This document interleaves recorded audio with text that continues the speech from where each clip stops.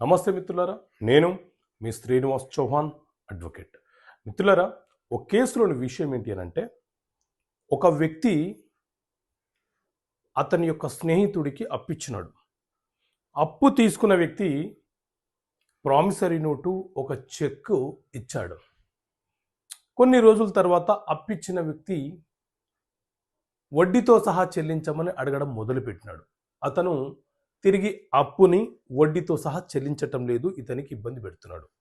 ఇప్పుడు అప్పు ఇచ్చిన వ్యక్తి ప్రామిసరీ నోటును ఒక కేసుగాను, చెక్ బౌన్స్ కేసును మరొక కేసుగాను ఫైలు చేయడానికి అవకాశం ఉంటుందా? సో మిత్రులారా, ప్రామిసరీ నోటు యొక్క కాల పరిమితి 3 సంవత్సరాలు. ఏ డేటుతో ప్రామిసరీ నోటు రాసుకుంటామో ఆ రోజు నుంచి 3 సంవత్సరాల లోపు మనము మనీ రికవరీ సూటు అనే కేసు ఫైల్ చేయడానికి అవకాశం మనకు ఉంటుంది.